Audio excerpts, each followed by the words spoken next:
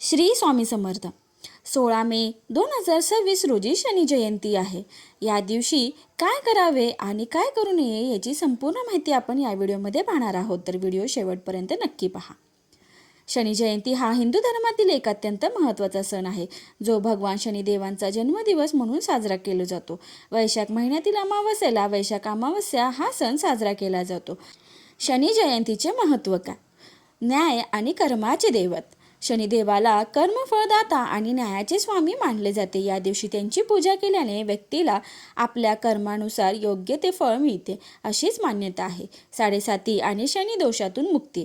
ज्यांच्या राशीत शनीची साडेसाती किंवा डय्या चालू आहे त्यांच्यासाठी हा दिवस अत्यंत फलदायी मानला जातो. या दिवशी विशेष पूजा केल्याने शनीची वक्रदृष्टी कमी होते आणि दोष दूर होतात. संकट निवारण. आयुष्यातील संकटे, दुःख, भीती आणि मानसिक ताण दूर करण्यासाठी शनी जयंतीला विशेष उपासना केली जाते. यश आणि समृद्धी. शनिदेव शिस्त आणि कष्टाचे प्रतीक आहे. त्यांची प्रसन्नता मिळवण्यासाठी या दिवशी व्रत आणि पूजा केल्यास जीवनात यश, स्थिरता आणि सुख समृद्धी मिळते. दान आणि शुभफळ.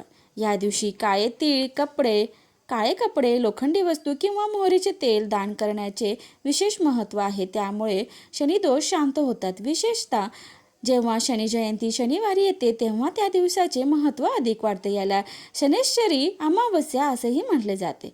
शनी अमावस्येला शनिदेवताची विशेष पूजा, पिंपळाच्या झाडाखाली मोहरीच्या तेलाचा दिवा लावणे, काळे तीळ, कापड, उडीद डाळ यांचे दान करणे, ओम शनैश्वराय नमः मंत्राचा 108 वेळा जप करणे फायदेशीर मानले जाते.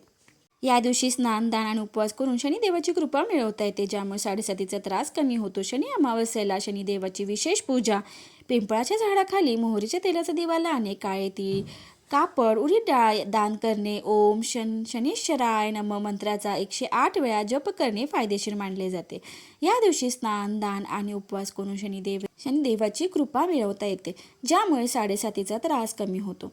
शनी अमावस्ये दिवशी कोणते महत्त्वाचे उपाय आपण करू ज्याच्यामुळे शनिदेवाची आपल्यावर कृपा होईल? शनी पूजा व अभिषेक. शनी मंदिरात जाऊन शनिदेवतेची विधिवत पूजा करावी. मोहरीच्या तेलात काळे तीळ मिसळून त्याचा शनिदेवावर अभिषेक करावा. पिंपळाच्या झाडाची पूजा करावी. संध्याकाळी पिंपळाच्या झाडाखाली मोहरीच्या तेलाचा दिवा लावावा. दान धर्म करावे. गरजू लोकांना काळे तीळ, काळे कपडे, लोखंडी वस्तू, बूट, चप्पल किंवा उडीद डाळ याचे दान करावे.